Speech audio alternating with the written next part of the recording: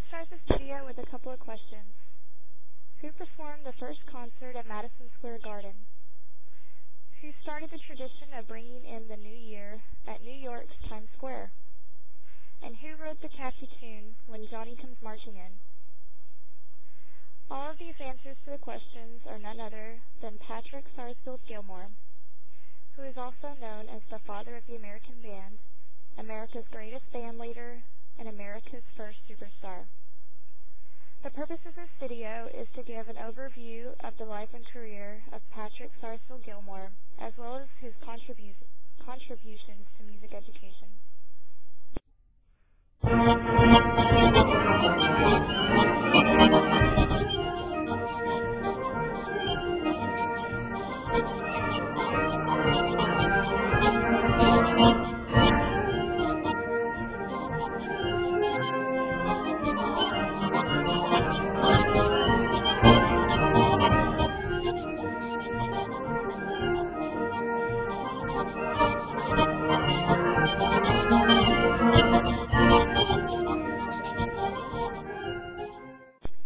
Patrick Sarsfield Gilmore was born on December 25, 1829, in Ballygara County, Galway, in Ireland. He started his career in music at the age of 15 in Canada, and quickly became known as a virtuoso trumpet player.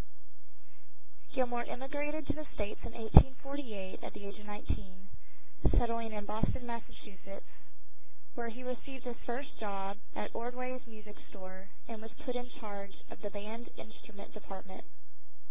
While there, he organized a troupe of local performers called Ordway's Minstrels, or also known as Ordway's Aeolians.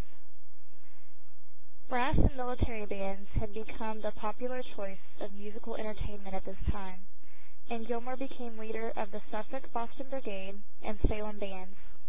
While leader of the Salem Band, Gilmore performed at the 1857 inauguration of President James Buchanan. In 1858, he founded Gilmore's Band, and towards the beginning of the Civil War, his band enlisted with the 24th Massachusetts Volunteers, accompanying General Burnside to South Carolina. In 1860, his band performed at both national conventions, the Democratic in Charleston, and the Republican in Chicago, the year Abraham Lincoln won the Republican nomination and the election. After a temporary discharge of all bands from the war, Governor Andrew of Massachusetts made Gilmore Bandmaster General and entrusted him with the task of reorganizing military music.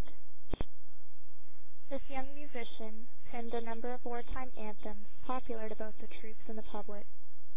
Some of these tunes include God Save the Union, Coming Home to Abraham, which you'll hear at the end of this video, and Good News from Home. His tune John Brown's Body, written for the slain civil rights leader of the 1860s, became a very popular marching song of the Civil War. But the song we still remember today was composed in 1863, When Johnny Comes Marching Home.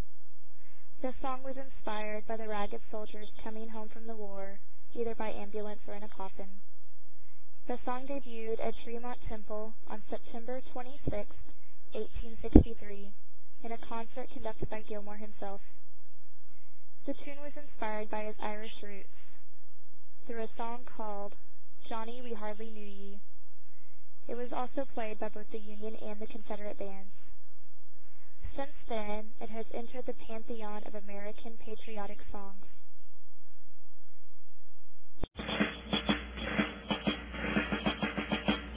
When Johnny comes marching home again, hurrah, hurrah, we'll give him a hearty welcome then, hurrah, hurrah. The men will hear the voices of the ladies, they will all turn and we'll all feel gay when Johnny comes marching home.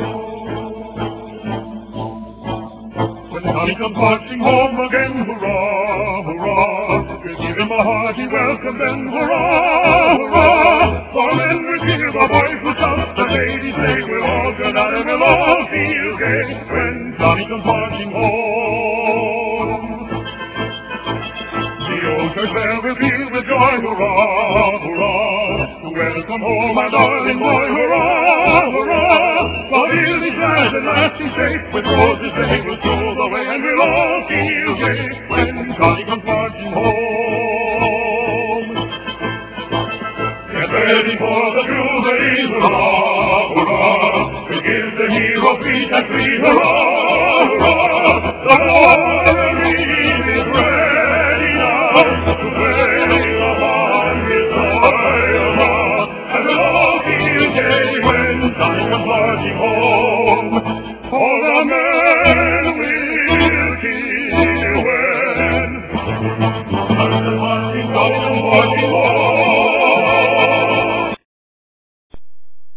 With the end of the war and success in the air for the Union Army, Gilmore was commissioned to organize a celebration in New Orleans. With this success, he went on to create what is now known as the Peace Jubilee of 1869, which featured 1,000 musicians and 10,000 singers. Ulysses S. Grant was in attendance. After this, he created the World Peace Jubilee and the International Music Festival of 1872, where 2,000 musicians and 20,000 singers performed. His ensemble performed Verdi's Anvil Chorus, which included 100 anvils being banged on in unison. Also, this was the American debut of the great Johann Strauss. Gilmore spent his last 20 years traveling Europe with his orchestra and basing himself in New York. It was in New York where his performance venue, Gilmore's Garden, became what is famously known as Madison Square Garden. His group was at the dedication of the Statue of Liberty, and he and his band started the tradition of bringing in the new year in Times Square, New York. In 1892, while preparing a musical celebration for the quarter centenary of Christopher Columbus's voyage to discovery, Gilmore collapsed and died in St. Louis. He was buried with his wife and daughter in Queens, New York. By the many ways mentioned before, Gilmore can be seen as the principal figure of 19th century American music. The 22nd Regiment March, which you heard at the beginning of this video, was composed by him.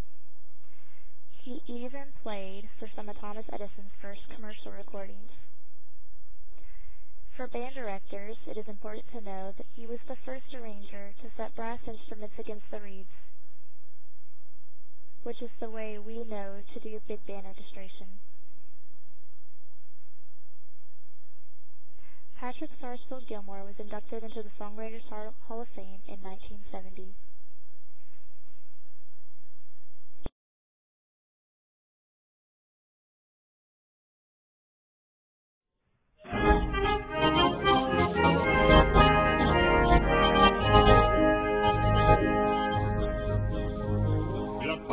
Father, hey, from 300,000 more, from Mississippi's windings and from New England shore, we'll be some thousand workshops and of wives and children here, with men of prayer or uttering, with blood of silent tear, and we dare not look behind us, but steadfastly before. We're coming, Father, hey, from with 300,000 more.